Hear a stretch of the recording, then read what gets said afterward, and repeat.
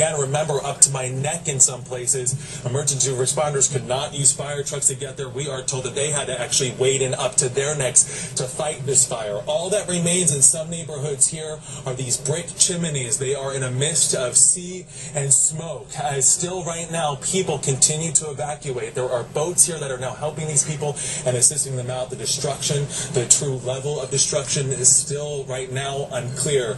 But you can see just by the people walking out of here what they are leaving behind, and it is not a lot right now. And really throughout this area we're seeing the same kind of thing.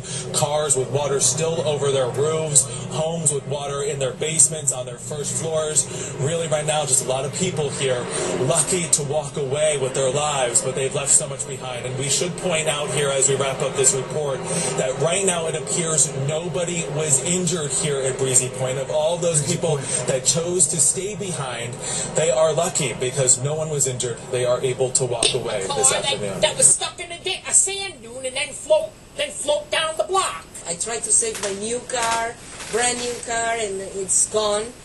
And when I saw the river coming through from the beach towards the boulevard, I knew my car was gone because it was an amazing amount of water and very strong, very strong. With so much of the Rockaways turned upside down, there is already a question that people have about how long it will take to get help in here and allow them to get their lives straightened out. The process of cleaning up. 2 years, at least 2 years. Some semblance of normal. In Rockaway Beach, Andrew Siff. Stations in Manhattan and Staten Island. 14-foot tidal surge down in the Battery. Really an extraordinary event.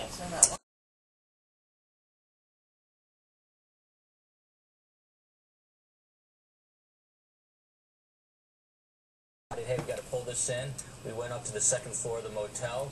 Once we got up to the second floor, it was a matter of moments. Howard Beach, Lenore, look. Completely flooded. And it looked like something out of Titanic. I mean, chairs were rolling by, desks were floating by. This is like 40 minutes away from us. On the second floor, there were about 50 people staying in this motel. At least one. Real lucky here in Elmhurst. Another was disabled. Couple of trees, that's it. And, we're a little high up than everybody. Markers out on the street on Cross Bay Boulevard to see how fast the water was rising. Oh, geez, Cross Bay Boulevard, holy cow.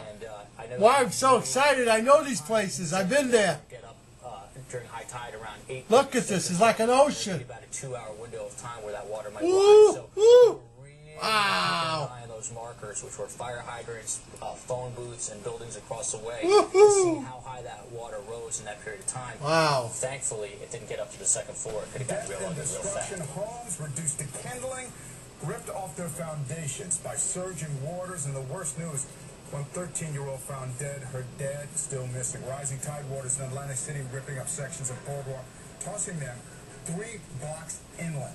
In City Island, floodwater is keeping firefighters away while a Bronx institution, Tony's Pier restaurant, burns to the ground. Wow. Blocks of homes under waist-deep water, one house actually floating away. Hey, that's my summer home. Mamma mia. The response to Sandy so far, and again, the president planning to tour New York. This is Atlantic City, where the gambling is. Well, New Jersey. Devastation is widespread. We're only still beginning to get. They got wiped out. Contestant and I are going to sign off. Tom Yamish, Sheba Russ will take over.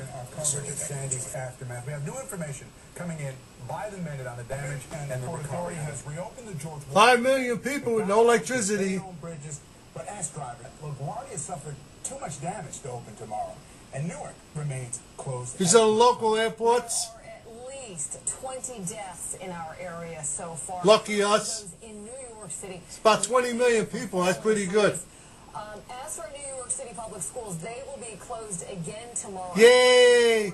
No school, Daddy. No school. Yippee! Oops, I'm a grown-up.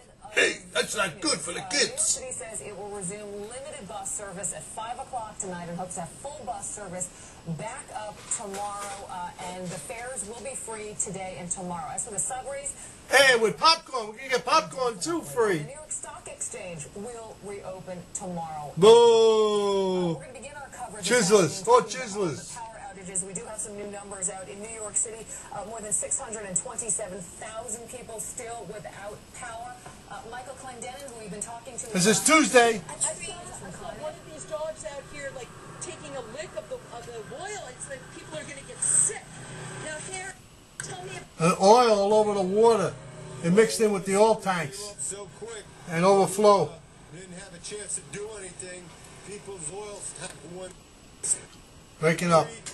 any kind of stuff they had. He's got a nice tattoo on his neck. Come on, turn your head, son. Oil, everything is flooded. Oh, thank you. I literally am gagging. I mean, The smell is through my house. I can't even get it out.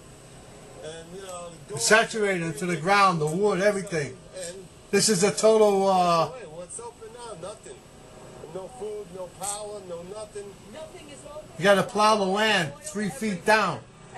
Get rid of the stench and plow all the houses rebuilt. I mean, literally, when you take these mincing little steps, and it's all that rainbow-colored oil. Get the oil company. And move it, and I'm really feeling like Push it to your neighbors, that way. Push it down to your neighbors. What the hell? Who knows the difference? What's he doing? I don't know. Okay, Jennifer, thank you. And boy, you get the sense right there of a community, a neighborhood just really under siege. Yeah. The home heating oil mixed with water coming out onto the sidewalk, an awful, awful combination there. And the water just almost, I mean, we can't say without warning, but I'm sure unexpected for those folks to see how quickly it rushed in, as they said. And they're not too far from Jones Beach there in I'm Nassau familiar County. with it, though. It's kind of like it's a co-op. It's a cooperative, basically. It's private property. Beautiful enclave. Yeah, my grandparents lived there for many years. My aunt and uncle. This is Breezy Point. Teresa and Mike King. The 80 houses that caught fire. They did not. They couldn't lose put them them in out. fire, but it's uninhabitable due to flooding. Firemen are still there working. Still there on the scene, kind of picking through what will be a many, many, many days of trying to figure out what happened. Well, it seems kind of clear, and well, the recovery is going to be a long one. A lot of cops and firemen live in Breezy Point, by the way. Low water pressure, the winds were hurricane force winds. I mean, these were conditions were unbelievable to try to fight a fire. And I'm told that the water was actually about 5 to 6 feet deep, and they were waiting for it. They were waiting in the water. They were dragging hose lines here. I mean, they did a tremendous job in light of the conditions that they faced. When you look, we lost 111 homes, 20 more damaged by fire. But if you turn around, and you'll see that there were homes that were saved. Right now, we have no reports of anybody missing or injured. I'm sure there's some minor injury, but with no reports of anybody missing. It's kind of amazing when you look at what's behind us that nobody's missing. So if there's a silver lining to it, that's a silver lining right now, that nobody's missing. No life was lost. Yeah. How were they eventually able to contain it? Because wasn't the water just as high here, or wasn't it as high here? They stretched hose lines. They kept the fire at bay. They couldn't move in, but they did keep the fire at bay, and they did a tremendous job. They didn't give any ground. That's a tremendous job by the firefighters on the scene. Tremendous.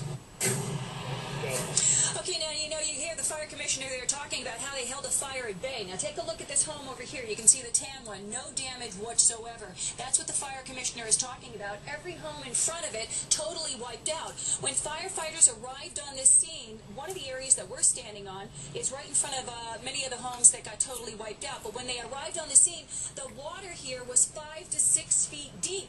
They were wading through the water to try and get to these homes. They couldn't get to them. So what they had to do then was stay on the outskirts and try to prevent the fire from spreading, which ultimately they ended up doing. So thankfully, there weren't more homes that were destroyed by this. I mean, this thing could have swept through even a larger area of Breezy Point here.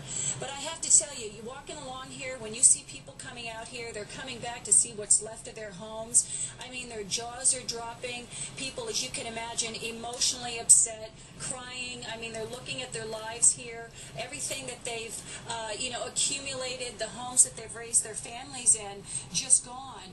Thankfully, though, thank God, no one was hurt and no one was killed. That is the good news out of all of this. Everybody here, for the most part, had evacuated already. They were not here. So thank God for that.